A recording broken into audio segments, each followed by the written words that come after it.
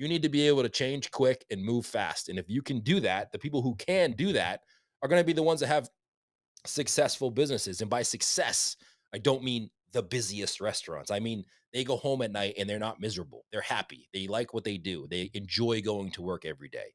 And I think that's what we need to get to in the restaurant industry versus just being like, I'm the busiest store around, but I hate my life when I go home.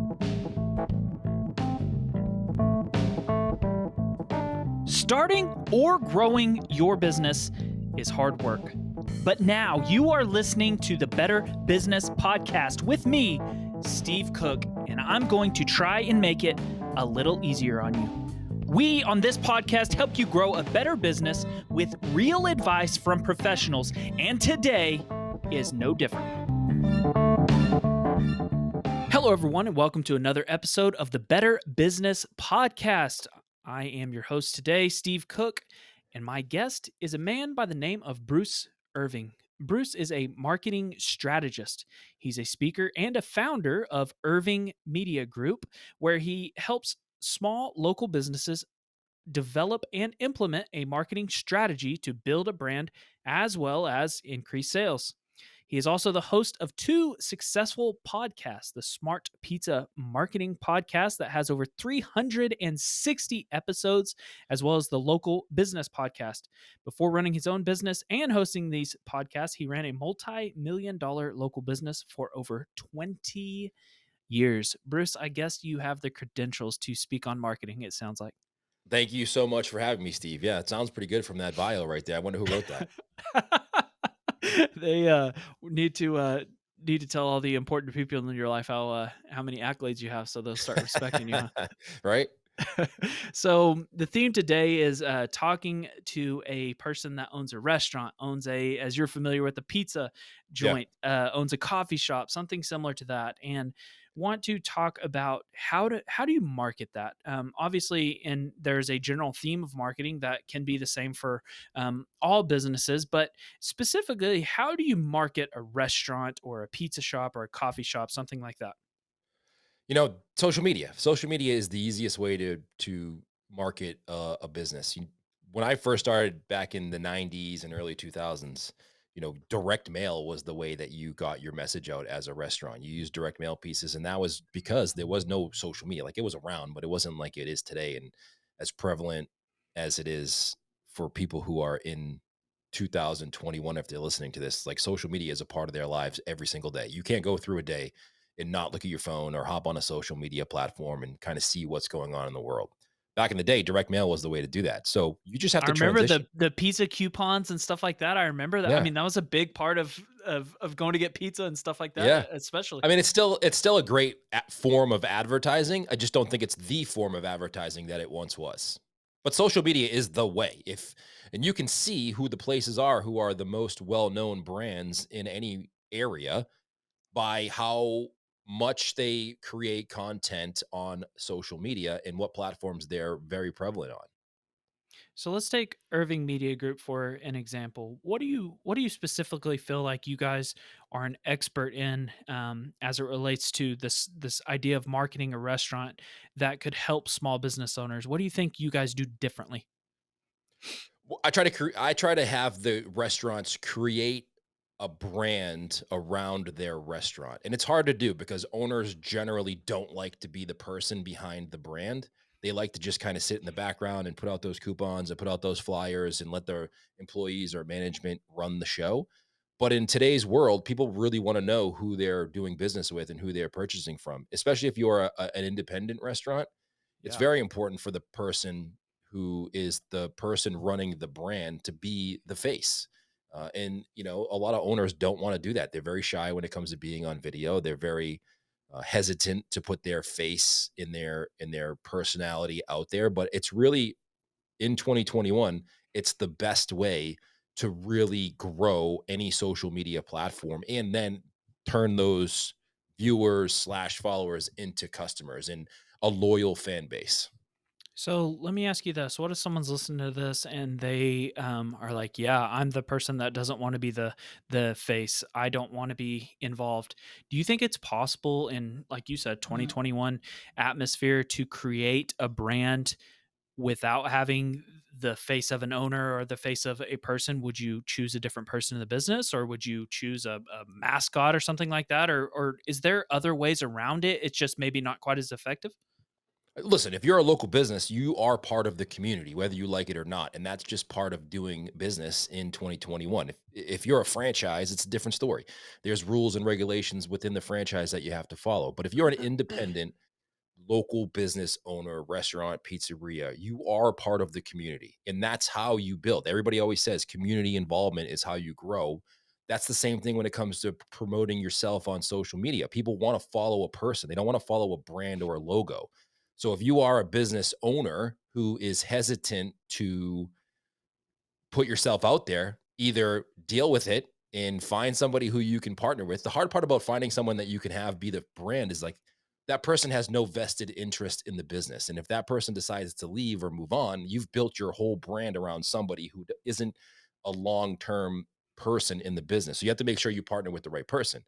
But if you don't want to do it, like you have to make a decision. Do I want to be a local business owner and do I want to grow my business? Or do I want to feel bad or nervous or anxious about creating a dumb video for Instagram? Sometimes you just got to get over it and do it, even though you don't want to. So let's take this even a step farther. So say, what if your spiel has convinced someone and they're like, "Fine, I need to be the face." Is it, a video about come buy my pizza, come get my delicious dessert at our restaurant? What would you recommend somebody to do beyond that if they do accept that they need to be the face of the company? I'd say first thing you have to do is what market are you in? Where are you located in the country or the world? And then look at what platforms are most popular in your area. So for me, that's probably like TikTok, Instagram. And I'm in the Boston metropolitan area. It's a younger demographic of people. Yes, there are older people here, but if I was to say I'm going to start on a platform, probably Instagram and TikTok, if I'm a restaurant, are the two I'm going to start on in my particular area. So, all right, I've decided what platforms I'm going to use. The next step is to go onto those platforms. And before you create any content, get to know the platforms. What videos do you see getting the most engagement, getting the most reach, getting the most likes and comments and shares? And why are they the most popular ones? Like, what is it about that content that is resonating with the people in your area? And I would spend a week or two or even a month really just diving deep into the platform to understand what types of content people are resonating with on that platform. And then I would start creating content based on my research. I wouldn't just go on there and be like, hey, this is Bruce. I'm owner of Bruce's Pizza. Here I am on Instagram. Buy my pizza. Like that would be awkward and nobody would buy from you. So, okay, so let's say you could go back, or maybe you own a restaurant or a pizza shop now, in 2021, and you had 10 times the budget that you had maybe when you started yours. If you had 10 times the budget you have now, what would you spend that money on?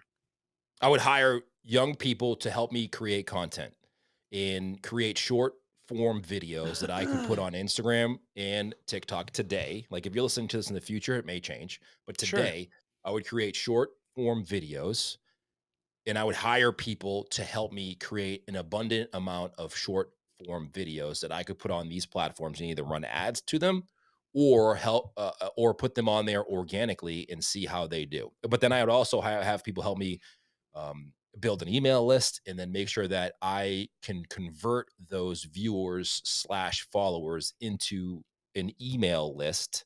So that way, if something happens to these platforms or they go away, I still have a way to connect with those people who have followed us over the years. But for me, it would be 100% content creation. So, a couple episodes ago, and neither one, this one obviously, or the one I'm referring to, hasn't aired yet. But I interviewed a gentleman that is in charge of all the marketing for Montana Knife Company.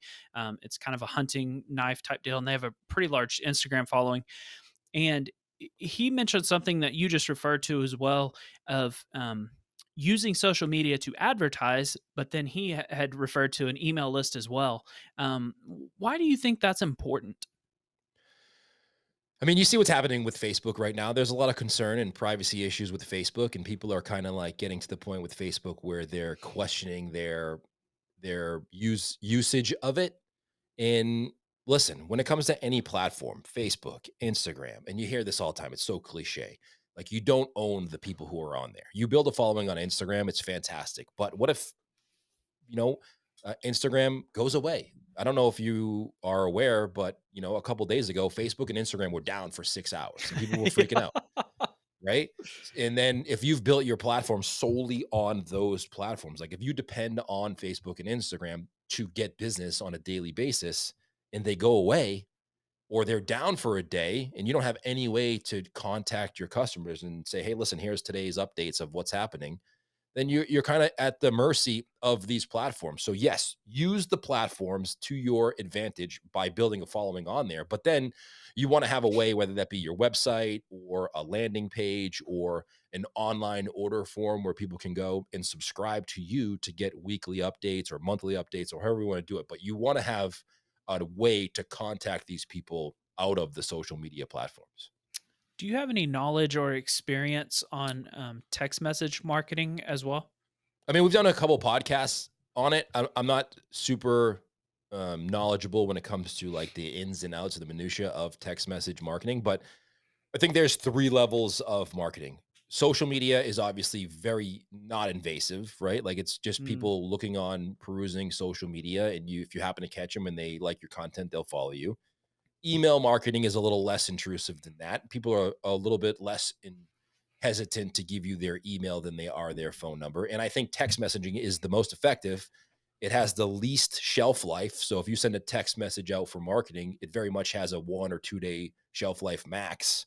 But for the most part, people are hesitant to give their phone numbers out. Even today, I think it's the best converting type of marketing, but it's the hardest to get people's phone numbers, and it has the least amount of shelf life. If you send a text message out today, it's pretty much good for today only. yeah, in even a few hours, maybe. Right. Like, if it goes away, and then, you never know. And it's very much like you're not going to there's different levels too, right? Like, social media, you can put very funny, you can put entertaining, you can put all different types of content out there. If you're a business and you send me a meme text, I'm going to look at it and be like, what the hell is this? Like, I signed up for your text message marketing. You better send me an offer. Yeah, that's a good point. Man, that's a really good way to think about that. I've never thought about it's almost like the seriousness of a text message. How serious you have to take somebody's permission to text message them, but that's a really good point to bring up. Right. So, i- as it relates to this topic of marketing and small business marketing, especially, what do you think that you believe in marketing that almost no one agrees with you about? So this is I don't know if it's controversial, but I definitely believe that less is more. If you look at, especially when it comes to Really? pizzerias, yeah, I Okay. do. Less is more, especially when you look at your menu. If let's take pizzerias for example. Okay. Um, in my area, pizzerias are known to have gigantic menus. Like, they offer all things to all people. They always want to please people, and this came from back in the '90s. If you think about it, the only really thing you could get delivered back in the '90s was pizza or Chinese food. Like, those were the two categories of food that you would get delivered. There was no Grubhub, there was no Uber Eats, there was no DoorDash, there was none of those platforms. If you wanted something delivered, you would think of a pizza shop or a Chinese food restaurant. And that's kind of it. And what happened was, pizzerias saw that as an opportunity back then to just please everybody who was part of that party who was calling for a delivery. So you wouldn't just call for a pizza. You'd be like, hey, do you have salad? And they'd be like, no, but somebody asked for salad. Let's add it. Hey, do you have tuna subs? No, but somebody asked for a tuna sub. So let's add it to our menu. And before you knew it, these pizzeria menus became gigantic. And what's happening now is that there's a labor shortage, and it's really hard to consistently make good products when you have so many menu items on your menu. So I believe that if you look at the 80/20 principle, 80% of your money probably comes from 20% of your items. So the other 80% that takes up a lot of your time but doesn't give you a lot of the profits, get rid of. And just be the best of the 20% you have in your menu, and be okay with the fact that, yeah, someone's going to call up for a tuna fish sub and you're going to say no, but be okay with that, because you don't need to sell 4 tuna fish subs. You better just make a better pizza. That's really interesting. Now what about, that ideology or mindset when it comes to marketing? Do you think that that same thing applies, that you should maybe only you could market less, but, have a higher quality or something like that to your marketing? Definitely. I don't know if you could market less. I don't know if I would say like create less content, but I would be on less platforms for sure. Like you always hear everybody Oh. say, "Oh, you should be everywhere." No, you shouldn't, because you're probably going to be everywhere and you're going to be mediocre at it all versus being really great at one. So when someone comes to me and says, "Bruce, where should I have a social media presence on all these platforms, but none of them are really doing well. What should I do?" And then I go back to what I said earlier, which is like, all right, focus on who's in your market. And the younger generation of folks are the trendsetters when it comes to social media. They knew about TikTok when it was Musically. They knew about Vine before TikTok. They knew about Instagram when us older folks were on Facebook. Like they know about the next trend setting platform. So what are they using? Because even if you don't use it now, I've been talking about TikTok on our podcast for 2 years. And it's just now that restaurant owners are like, "Hey, how do I use TikTok?" Where 2 years ago they were like, "I'm not using TikTok. I'm not singing and dancing on there. You're crazy. Don't even ask me. Don't even bring it up. I'm not doing it." Now they're like, "Bruce, what do I do for TikTok?" And I'm like, "Well, go back and listen to the podcast we did 2 years ago." So you So got to look at what the younger folks are doing and then look at those platforms and get really, really good at one at a time. And it may take you 6 months, 9 months to really get a hone of what types of content are working well on those platforms. You'll have data to go back and look at over that time and see, all right, this worked well, this didn't work well. And then you'll get better at creating the content. So it'll become a lot easier and less time consuming for you. And then when you get to that point, then you can add another one if you need to. You may not even need to. So what if a if a restaurant is listening to this and they don't have they're not set up, maybe they set up a Facebook page 6 years ago but they've never posted on it or something like that, but they don't have any social media. Would you recommend, let's say TikTok, um that perhaps it's a little bit younger demographic, maybe, or maybe it's not, as mainstream or popular as Instagram at this time. Would you recommend, for an analogy, skating where the puck's going to be, or do you think that you should go to the platform, say Facebook or Instagram, where we know that people in my demographic are already there that are buying pizzas or coming to my restaurant? Do you think you should get ahead of it, or do you think you should go to the one that's more up your alley right now? I always want to get ahead of it. If you look at who buys food now, everybody says to me, "Bruce, the people on TikTok are, 15, 16, 20 year olds." Great. Guess where they're going to be 10 years from now? They're going to be 27-year olds, 30-year olds, 32-year olds. And guess where the 55-year olds are going to be? They're going to be in a nursing home. They ain't going to be on any social media platform. So look at it that way. You should be where the puck is going and not where it is now, because it's too late. Not that it's too late. It's going to be a lot harder to grow a following on Facebook today organically than it is on TikTok today organically. So if you're going to spend time and leverage time and energy and money, you want to be able to be the person who's in the forefront of that area if it's appropriate for your business and people in your area are using it. So I always want to be ahead of it versus behind and trying to catch up. What about paid ads? You mentioned Facebook, and I think of Facebook as, just posting kind of organically seems like not a waste of time, but maybe not as fruitful as another platform like you're talking about TikTok or something. Um, what about paying to advertise on these different platforms? Do you think that that's a totally different conversation, or do you think that someone should continue to try to build a brand and build their, the face of the business and stuff like that through that as well? You either have time or money. Maybe you have both. If you're starting out and you don't have money, you have time. So you may not have a budget for Facebook ads. So you have to spend your time. And if you don't have a money for Facebook ads, it means your business isn't busy. So that means you have time and energy to spend creating content. So spend your time creating content and post multiple times a day, because it's going to take you a while organically to grow a Facebook following. You're going to have to go in there and really get into groups and start to build your name and communicate and be a part of the community groups in order to get them to recognize you if you have the time. If you don't have time, if your business is busy and you have a marketing budget, then you can spend money on ads and skip the time and do the same thing with ads that you would do in those groups or building that community on whatever platform it is. The mistake people make is when they start with ads, they start right for the sell.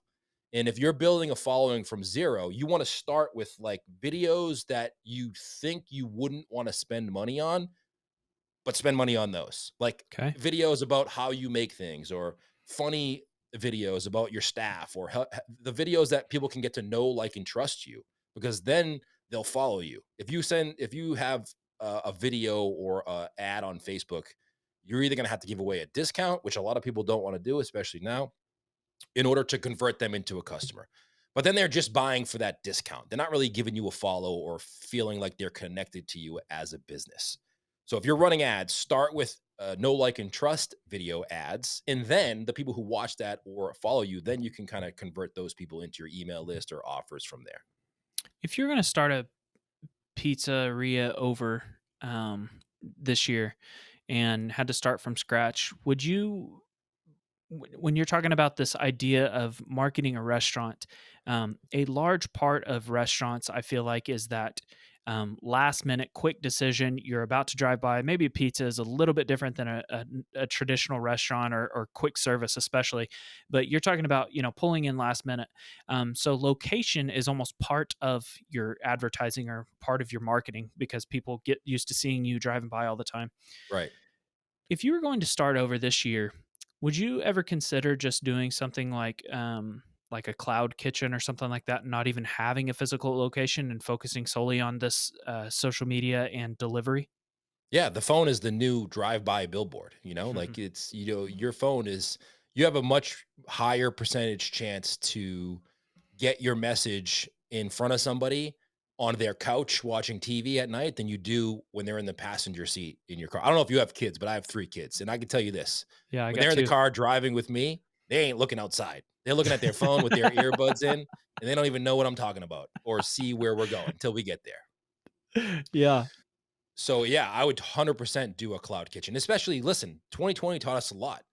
As much as horrendous as it was, and I feel bad for everybody who either lost a family member or people got sick and lost their job or whatever it is. Like, that stunk, but it taught us a lot, and it taught us that you need to make sure that you build a business that doesn't solely rely on people being able to visit you physically in person, because who knows what's going to happen in the future. And if you can build a business that doesn't rely on people physically coming to you and sitting down for an hour, then you will survive anything that happens. And the pizza industry is a great example. We were very much ready for the delivery, no dine-in delivery. We were built for that, and we Yeah. didn't have to pivot very long. Like, it took a couple days for us to be like, all right, well, we're not doing dining, even though we have a dining room. We're not doing it anymore. We're delivery only. It was very easy for the pizza industry to do that. And moving forward, I would never rely on a business where people had to come in and eat. And I like going out to eat and I like restaurants, but if I was going to start a business today, that wouldn't be my business model. Why was the pizza industry to me, I mean, I think they were one of the first and only ones that did delivery for a long time. Why is that? Any idea? The history behind that? I think it's convenient. It's an easy food to carry out. You can eat a pizza in a box 25, 30 minutes later, but you can't get a pasta dinner. And I think there's something along the lines of the experience. A lot of restaurants tried to do the delivery thing, but what they realized was that, you know what? Our dish costs $25 because we have a wait staff and we have this huge dining room that we have to pay rent for, and we have these fancy plates and this high cost margin foods. And if we do take out a delivery, it's got to be 25 bucks. And they realize that, you know what? People don't want to eat a $25 dish out of a cardboard container. They Yeah. don't want to do it. So pizza is relatively inexpensive. You can feed a family of 3 or 4 with one pizza for 15 or $20. It carries well and you can get it delivered, and it's very easy to do all of those things. So convenience, price, and the amount of people who are aware and love pizza just was so easy to do. Kind of checks all the boxes. Yeah. What is something that I was thinking small business owner, but let's say restaurant or pizzeria, cafe, something like that. What's something every small business owner should either stop doing right now or start doing right now? Stop making excuses about not wanting to do video and start doing video. I just think it's so super easy. I think you should stop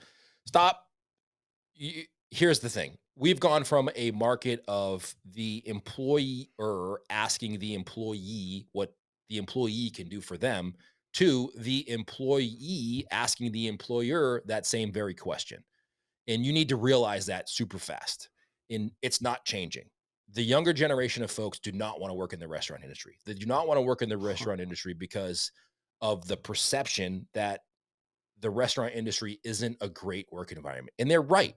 For the longest time, working in the restaurant industry, it's crappy hours, it's nights, it's weekends. We're always open on holidays. The pay typically wasn't the best in the world, and it's hard work, and it's a hard work environment. But hear me out. It's changing and it's morphing. I think customers nowadays are very much aware of how hard it is to run a restaurant versus before 2020. And they're much more sympathetic when it comes to you making a mistake or why your prices are so high or why you have to go up on a price versus where they were before. So owners need to stop thinking about it being 10 years ago and get with the times and adjust to the times. Restaurant owners are typically slow to adjust, whether that become their menu items, their marketing tactics, how they run their restaurant. They're always in the mindset of this is just how we've always done it. Well, those days are gone. You need to be able to change quick and move fast. And if you can do that, the people who can do that are going to be the ones that have successful businesses. And by success, I don't mean the busiest restaurants. I mean, they go home at night and they're not miserable. They're happy. They like what they do. They enjoy going to work every day. And I think that's what we need to get to in the restaurant industry versus just being like, I'm the busiest store around, but I hate my life when I go home. So, Bruce, in preparation for, I have one final question for you, but before I get to it, I just want to thank you for A, for being on, but B, um, I found your podcast first. The pizza podcast was the first thing I found from you, and I was astonished at the amount or the level of niche that you have in just pizza marketing. I thought that that was an incredible idea for a podcast, and not only idea for a podcast, but how long you've stuck with it and how many episodes you've put out. So I want to congratulate you on how much you've achieved with that. Thank Um, you. and for final question, we've talked about video, especially. We've talked about social media. We've talked about cloud kitchens and things like that. You can throw all this stuff out the window or include every bit of it into this, but if you had to boil all the advice that you have in your head of the 20 years of running a business and doing marketing now, and boil it down to one piece of advice to somebody that's feeling maybe plateaued in their business right now, or somebody that's just starting out in their business, what advice would you give to somebody to better their business? I would dumb it down. I would say I would rather be the best at this one thing than okay at a lot. So if your business is plateaued, it's probably because you're not the best at any one particular thing. And I call it the Costanza method. Are you familiar with the show Seinfeld? Yeah. It's my favorite, one of my favorite kind of episodic shows on TV. It's from the 90s, and George Costanza was a character. And I call it the Costanza method, going back to your billboard analogy. The Costanza method is there was this episode where George was going on a date. They were sitting in the diner with Jerry, and George was talking about this girl who he wanted to get a date with. And Jerry's like, she's way out of your league. You got no shot. And George is like, listen, all I need is 3 interactions with her. And on that third interaction with her, it's going to be like that annoying TV commercial you hear, Cars for Kids on TV, right? And then you hear it once, you're like, oh my God, this is the craziest song. The second time, you're like, oh my God, this annoying commercial again. And the third time, you're singing Cars for Kids in the car, and the commercial is not even on. And he's like, I just need to get in that third visit with her, and it's gonna be Costanza. She's just gonna want to date me. And it was hilarious. And I look at it that way. So when you are in a business, you want to be the person that is annoying in the beginning, not really annoying, but you're in their face. And by the third or fourth time, whenever they think of pizza or pasta or Chinese food, they just think of you because you've always been there and been around. So I think when you are plateauing, be so good at something that even when people want that, they may not have seen you, but they think of you because of that. Have you heard of Mike Michalowicz? Yes, So he's written like, I think 6 or 7 books, something like that. I've But had he him on was my actually podcast. he was on mine yesterday. I Yeah, actually recorded with yeah. him.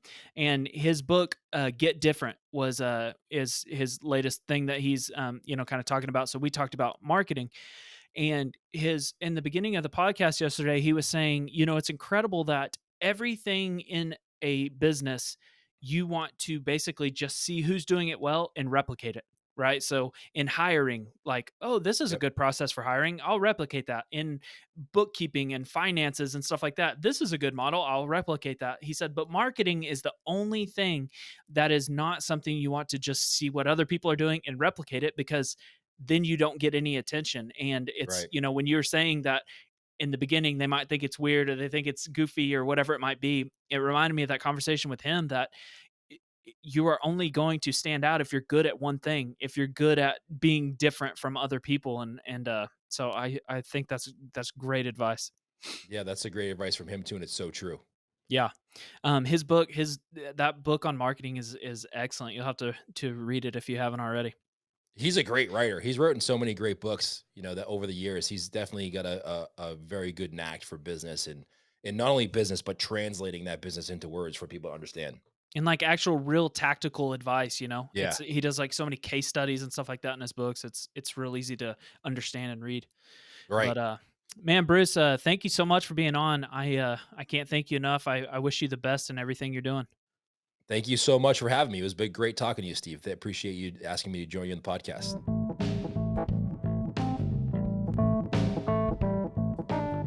Hey, thank you so much for listening to another episode of the Better Business Podcast with me, your host, Steve Cook. Starting or growing a business is hard work, so I hope that today's advice made it just a little bit easier for you. We'll be sharing more about this exact topic all this week on my social platforms. You can find me on Instagram, LinkedIn, TikTok, or if you would like to get a personalized blog post from me on this topic, you can join my email list, and I will send you an email once a week. You can check the show notes to subscribe to that, or find me on my website, whatever's easier for you. Now get out there and go grow a better business with this advice from today's Real Pros. Thank you for listening.